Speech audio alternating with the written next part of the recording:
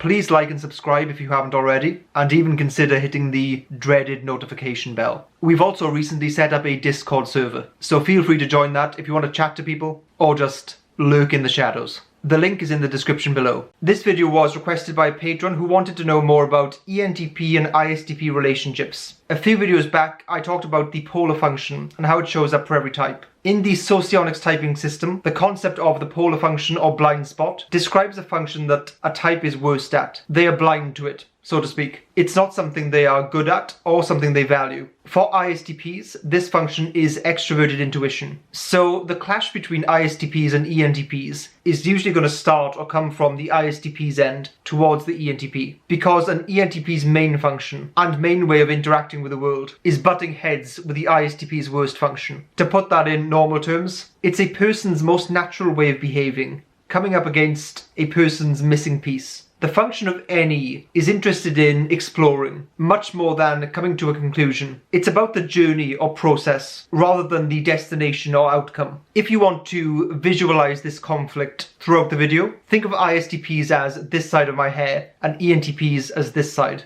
Another more useful example is in debate or discussion. Certain types enter these situations to figure out the truth. ISTPs are like that. Or maybe a different type would want to figure out what action to take as a result. An ENTJ or an ESTP might be like that. For ENTPs, they don't really care as much about this. They like to play around and treat it more like an intellectual exercise than a serious discussion. ISTPs like to figure things out and come to a conclusion. Playing this NE game is going to be something that drives ISTPs kind of crazy. ISTPs want to understand and continually add to that understanding as time goes on. ENTPs want to explore and continually open more doors to possibilities. Both types share the functions of TI and FE, but use it in very different ways. For ISTPs, TI is their main approach to the world, building up their logical framework and principles, often grounded in concrete reality.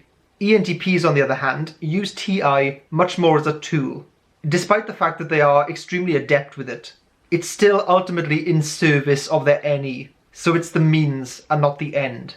ISTPs are likely to see ENTPs as being sometimes impractical and unrealistic, whilst the ENTP sees the ISTP as being inflexible and rigid. Of course, these types can make an excellent duo, but in this video, we're talking about the ways in which they clash. This clash doesn't just exist in the moment, it can linger on and fester afterwards, leaving an argument or discussion or debate without any kind of clarity or conclusion is going to continue to bother the ISTP. They'll probably feel like the other person didn't get the logic behind what they were saying, or that in a relationship they're still not on the same page as their partner. When you add this to the fact that ENTPs often wake up the next day with a completely clean slate, totally forgetting what came the day before, this means that arguments are likely to reoccur because they're never being built upon. My advice in this situation is for the ISTP to alter their approach to the ENTP. In a nutshell, don't take what they say personally, because it is rarely meant that way. But when you're in a relationship with someone, essentially ignoring what they're saying can be very annoying, since you want to be on a team with a shared vision. So here's my take on that. In most relationships, usually one of the parties is directing it. Let's be precise here. Both parties should have equal say, of course, and should both be able to take the helm as and when needed. But usually one person is the leader. This is not a power dynamic, it's a role dynamic. So if you're someone that finds it difficult to leave things up in the air or undecided and really loves to be on the same page as your partner, that might be an indication that it should be you who is directing the relationship, making most of the decisions and moving things forward. I'm not saying to be a dictator, but it's the case that in relationships, people have certain thresholds.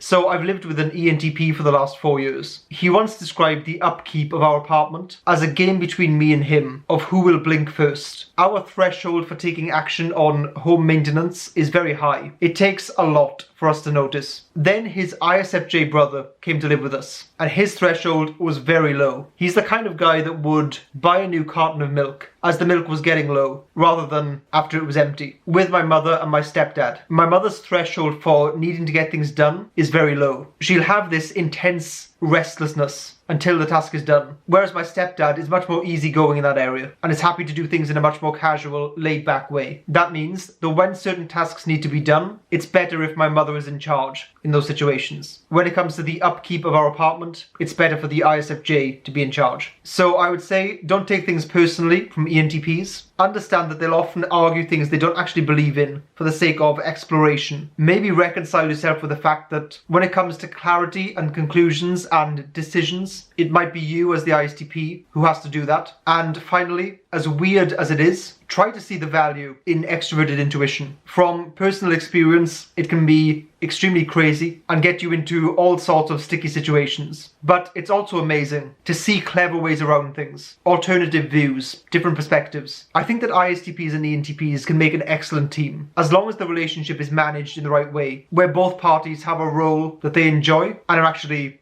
good at.